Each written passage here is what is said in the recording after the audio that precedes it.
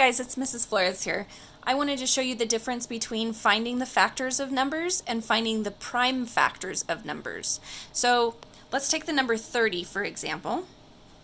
If I wanted to list all the factors of 30, that means that I want all the numbers that multiply to get 30.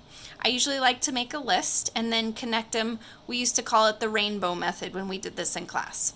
So I know that 1 times 30 is always the factor. So there's my first rainbow, upside down rainbow.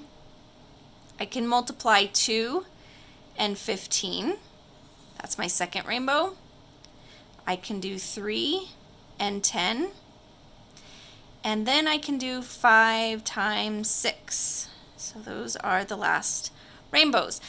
I know that I'm done because there are no numbers between the middle factors of 5 and 6. So those are all of the factors of 30.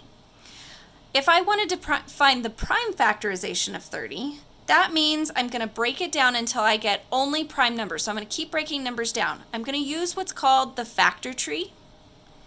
So we need two numbers that multiply to get 30. We can use 3 times 10. You don't have to use 3 times 10. You can use any combination of those.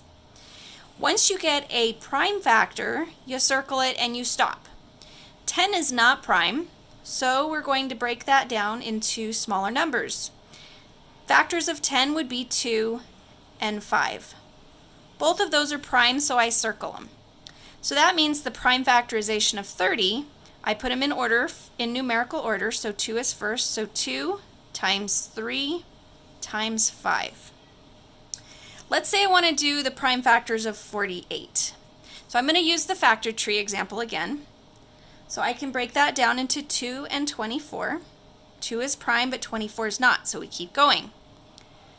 24 breaks down into 2 and 12.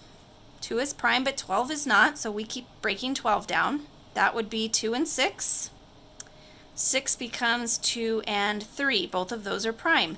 So this time I have 1, 2, 3, 4 of the 2's. And a 3. I can combine those using an exponent. There's 4 of them, so that would be 2 to the 4th power times 3. That's really hard to type on a computer. So instead of using an exponent, put 2. If you hit shift and the 6 key, it puts a little caret like that, and then a 4, and you can use an x times 3. So that's how you do prime factorization versus finding all the factors.